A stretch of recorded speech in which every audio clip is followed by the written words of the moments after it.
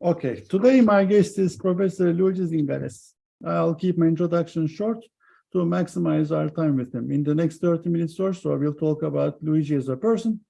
Professor Zingales is a thought leader and an esteemed scholar, and finally is a mentor to many PhD students and junior faculty. For the sake of time, I'll skip many of his accomplishments and give you a very quick snapshot. Luigi is a faculty research fellow for the National Bureau of Economic Research, NBR, a research fellow for the Center for Economic Policy Research, and a fellow of the European Governance Institute. He served as the president of the American Finance Association and co-hosts the podcast Capitalisn't. He co-developed the Financial Trust Index and is the director of the Stigler Center at the University of Chicago. Luigi received the Bernanke Prize for the Best Young European Financial Economist. His work has been published in pretty much all the major economic and finance journals, and also in Science, which is a huge accomplishment, and in the proceedings of the National Academy of Science.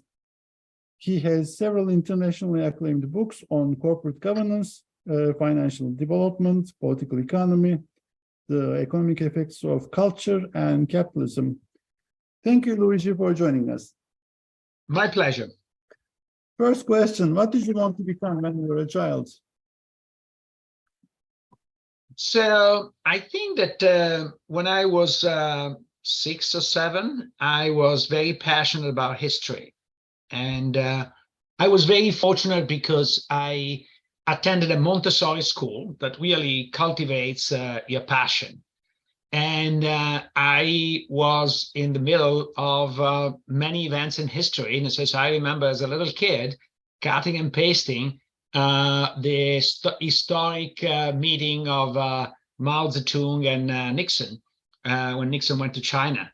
And of course, the Apollo 13 quasi-disaster, avoided disaster, and etc. So I think that those were really momentous time, and I really wanted to study history. And for a long time, my passion was to become a history professor. But the perception in Italy, which has turned out to be wrong here, but the perception in Italy is history professors don't know any math.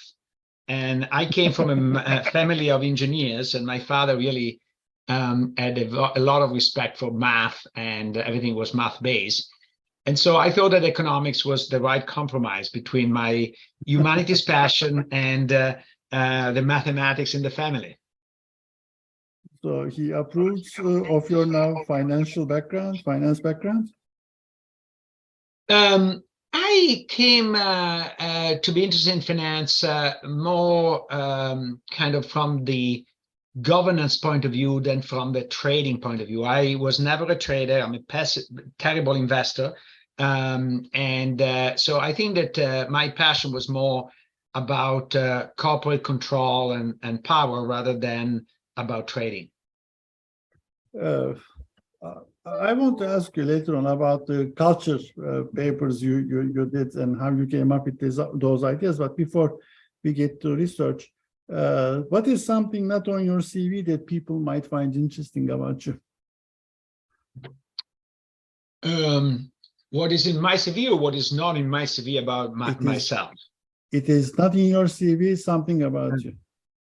So that when I was in, I think it was in 7th grade, I worked as a bike mechanic during the summer, and I hated it. And I think one of what motivated me to study is that I'm really incompetent with my hands. And it says, I think that it's a funny world in which my wife fixes stuff and I cook. Rather than the other way around. She's also a good cook, but I think that my comparative advantage is not into fixing things. Interesting. If you could do it all over again, what's the second best career path for you? Second best alternative?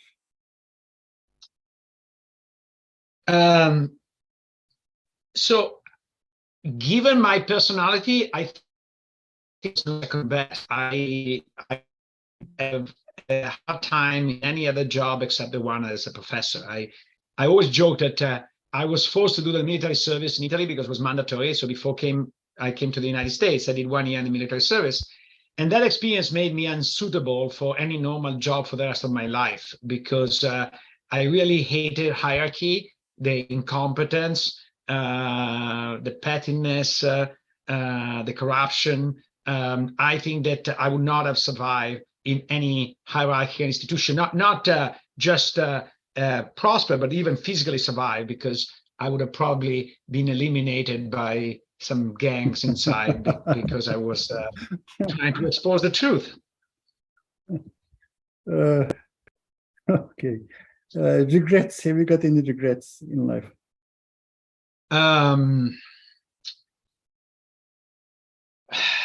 Where do you start? I think I have many regrets, but I think that I have been working for passion. I don't know if you know the play, the Cyrano de Bergerac is a very famous French play, and there is a beautiful passage in which he says that he works for sort of the pleasure of working, not for any particular achieving any goal, whether this is to be incensed by peers or to be high in life or to be, and I think that that is what drove my research all the time.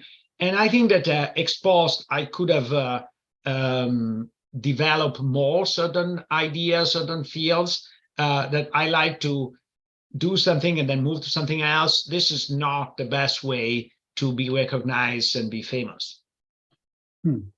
Interesting.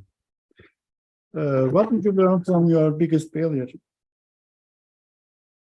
What did I learn from my biggest failure? Professionally or not professionally? Well, I like the personal stuff more, but please do. Okay, so my biggest failure is that my first wife left me shortly after I got tenure. And to me, it was the biggest failure of my life, because family was my biggest goal, to have a happy family, and I failed. And so I think that was a introspection of what I did wrong. Even if she left me, I think it takes two to tango, so I must have done something wrong. And so I learn much more of the, if you want, psychological side, and my own limitation. I think that was very humbling, but very useful. Thank you. What are you most proud of? I think I'm most proud of my kids. I was able to raise them in spite of the divorce, and have a good relationship with them, which is not easy, especially as a man. We always talk about women being disadvantaged in society, and they are, but if there is one sector where men are disadvantaged, is when it comes to divorce and dealing with kids, because the presumption are that you're out. And speaking of stereotype, I remember reading some of those simple story for the kids to kind of acquaint with the idea of a separation and divorce, and they're all written in a stereotypical way, in which the man leaves the family for somebody else, blah, blah. And that was not my case. So I thought that it was very stereotypical and wrong. But I think I was able to overcome that and have a good relationship with my kids, and that's the most important thing to me. Thank you. Now let's switch to research. And you've written in many different areas, many different fields, many different perspectives. What does a person like you say to, imagine you're stranded in a small village, people are curious about you. How do you explain your research, what you do, and why is it important to people who don't read scholarly papers? So I think that normal human beings who don't read scholarly paper don't even understand what we're spending our time on. And I think that the way I like to explain to them is that whether you like it or not, ideas have a huge influence on the way the world is run. And most importantly, bad ideas have a dramatically bad influence on the way the world is done. So the role of research is to basically mostly to destroy bad ideas. And I think that is a really important contribution to humankind. You also have on your webpage, if I remember correctly, I looked at it a couple of weeks ago, you say, I don't really teach a lot of details. I teach the way of thinking, how you should be thinking or formulating your thinking, something to that effect. When you say role of research is to destroy the bad ideas, let's just talk about it a bit. Especially about your podcast, the Capitalisn't. What is that? What are you talking about in that context? So Capitalisn't is a funny sort of summary of the idea, what is working in capitalism and what isn't. So I think that most people tend to either embrace capitalism and become part of the propaganda machine, or to hate it and start to become part of the propaganda on the opposite side. And I think what is important is trying to be a bit more empirical and see what is working, what isn't, and how can we improve what is working and fix what isn't. Okay. In the field, things that have been omitted context, omitted variable, omitted subjects, topics, things that we have not covered enough, neglected. What do you think about a couple of these things that we should do more of? So I always like to say that one of my favorite and least cited papers is this paper called Preventing Economist Capture, where I make a very simple, but I say very important and true point of saying, why do we economists think that regulators get captured? Is because regulators are evil people, are corrupt people? No, is because some incentives are in place that end up distorting them toward catering to the interest of the regulated rather than the interest of the public at large. And what I do in this very simple paper is to apply the same logic to academic economists. In fact, you can say to any academics, but since I'm in the field of economics, I apply to economics, how this incentives get distorted.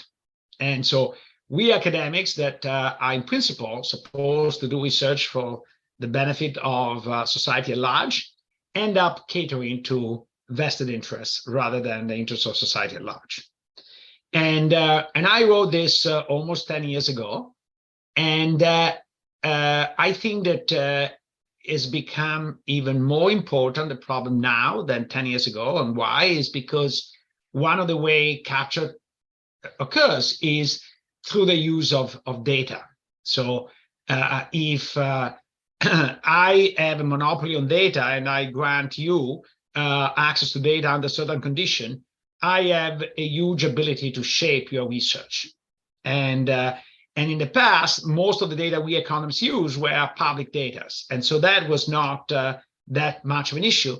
Today, with platforms, etc., we have many more and very valuable data, but controlled by people with an agenda. And so the risk that our economic agenda is distorted by this pressure is really, really very large. And I think completely ignored by economists. And what I find it funny is that if I talk to a doctor and a doctor tells me that he became a doctor or she became a doctor because wanted to save humankind and they're not very sensitive to monetary incentive, I might even believe that, okay? You know, even doctors are sensitive to incentive, but at least they have a plausible deniability argument. But that cannot apply to economists. Economists cannot say that incentives work for everybody else except economists themselves. Interesting. A couple of co-authors, we're now doing this NSF proposal on nationalism, and the data that we used for the pilot comes from Twitter feeds and the Facebook writings and all that stuff, which is exactly is pure perfect agenda driven. Then we switched to textbooks, high school textbooks, in history textbooks in Europe.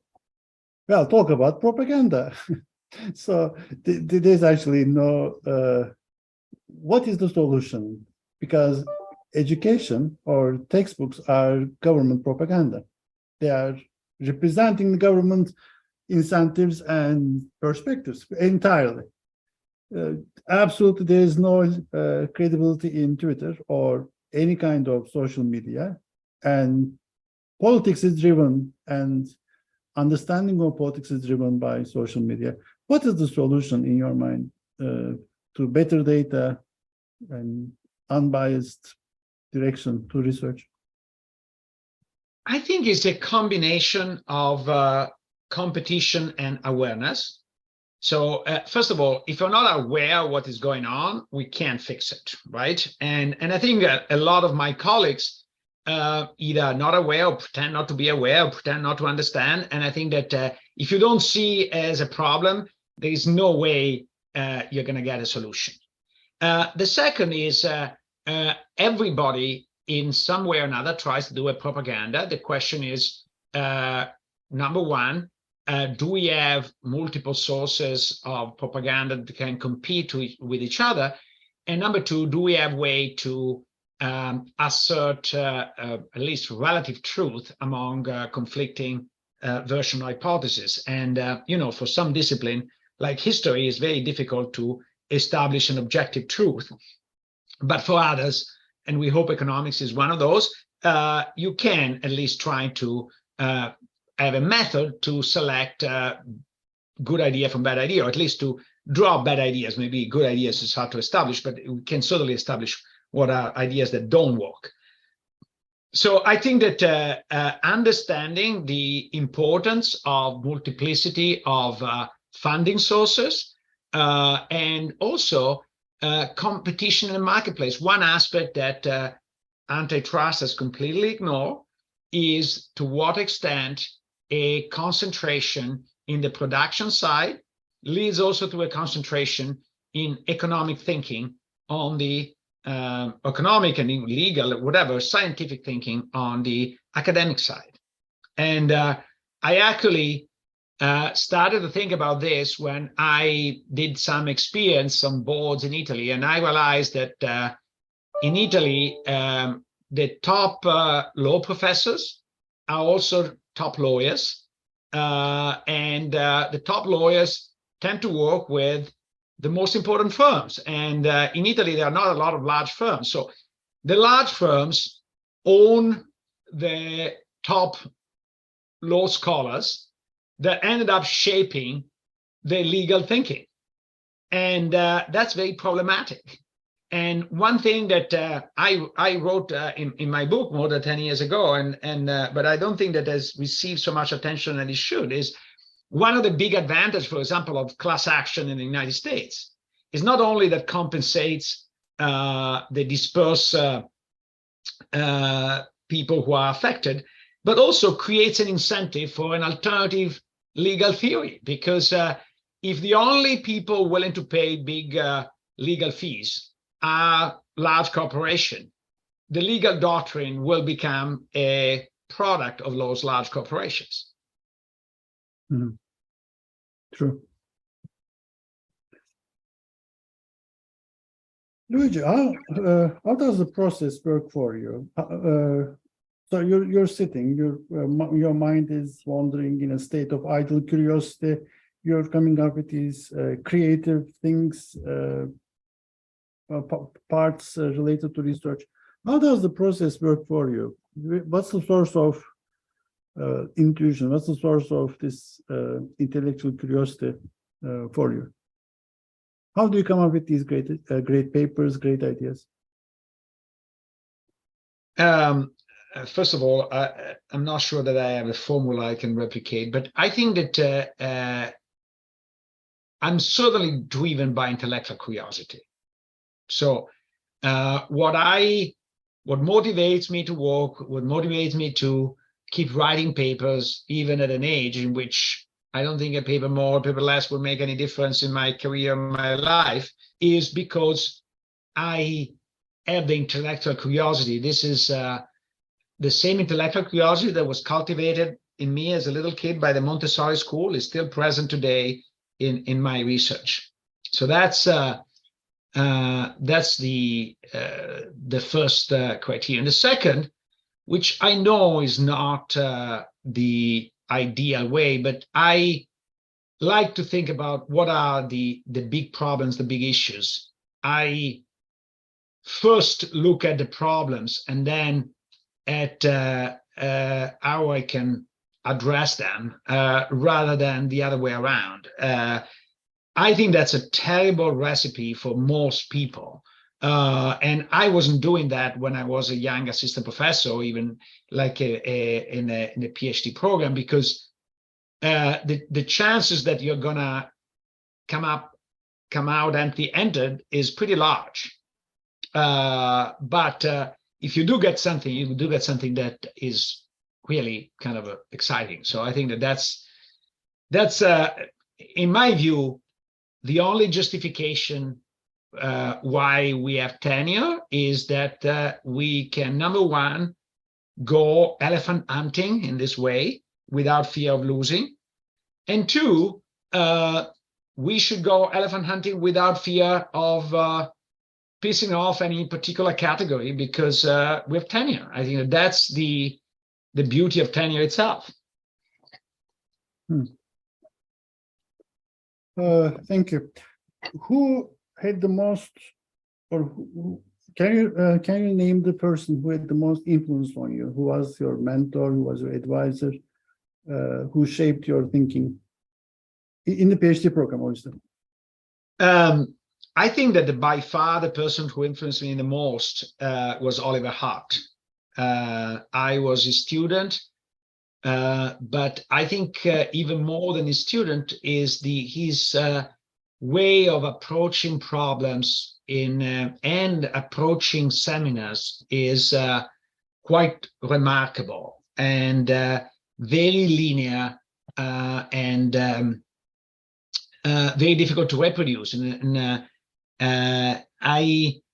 When he got the Nobel Prize, I wrote a little piece for the American Economic Association to celebrate his Nobel Prize, and I think that is actually published on Pro Market. And I spoke about basically being a poet that is able to give the essence of ideas with a few words. And I think that's the kind of theory he does. And I think that it's very difficult to match his standards. So I'm mostly a failed theorist because I couldn't live up to his standard as a theorist.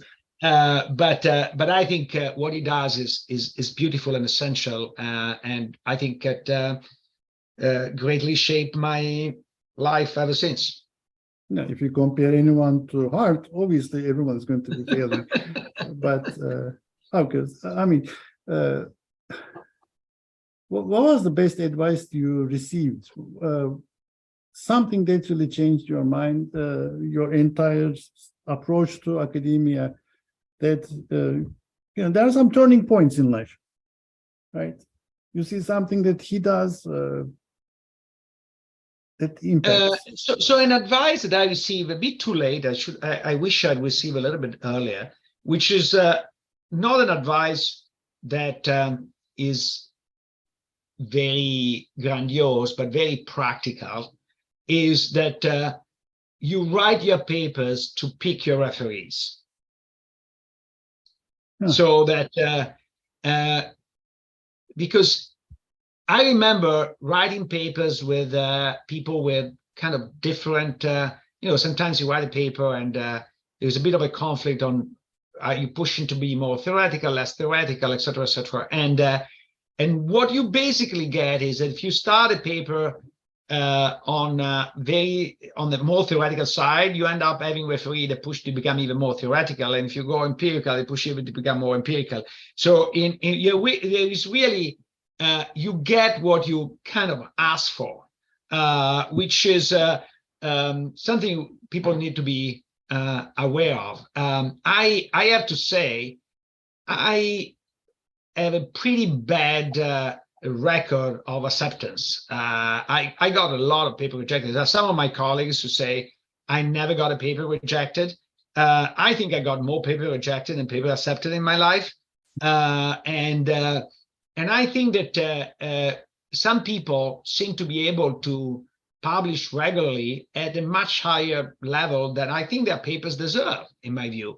And I think that they are better at writing for the referees. I am terrible at doing that. Interesting. Looking at advice for the juniors, junior faculty, what are maybe the top 3 big mistakes that you see young scholars always make, that you say you should not do that? So I think that the first mistake is do what I did, which is to spread too broadly. I think that was a mistake in my generation, but today is a crime. I think that the part that we've not fully realized is how much bigger our world has become and how much flatter our world has become. When I left Italy in 1988, basically no Italian was publishing in the top 5 journals. And what could be said for Italy, a fortiori could be said for most countries in the world. And today, you find regularly people from all over the institutions too that publish regularly. I gave a virtual seminar in Hong Kong a couple of months ago. I think it was the 2nd or 3rd, it was not even the Hong Kong Science and Technology, the top university in Hong Kong. This was the 2nd or 3rd, I don't know. And I found people that wrote perfectly interesting paper I wanted to know about, and I think that they should be published in top journals and so on and so forth. So the world has become flatter, and the amount of information you need to know just to publish in the field. And when I started, when I graduated exactly 30 years ago, you were going to the MBA in your field, and that was it. And it says you knew basically all the papers that needed to be known at the time. And today is not even funny. You open SSRN and you have to drink water from the holes. And it's like so much stuff that comes at you that is hard to even process it. So I think that the world has become flatter, which is a great thing for the world, is becoming more difficult for researchers. So I think specialization is really something that people need to do. Last question. What's the question that I should have asked you but haven't? I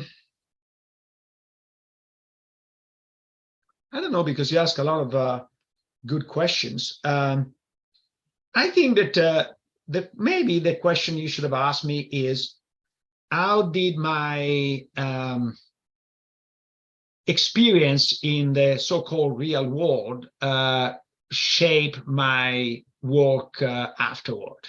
I think that most researchers either never go to the real world, or when they go to the real world, they never come back.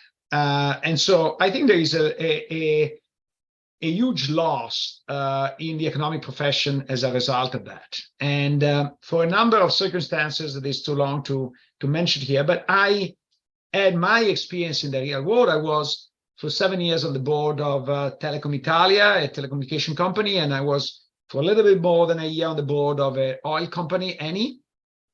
And I resigned voluntarily from the board of Eni in a noisy resignation. That is something that is rare in the field.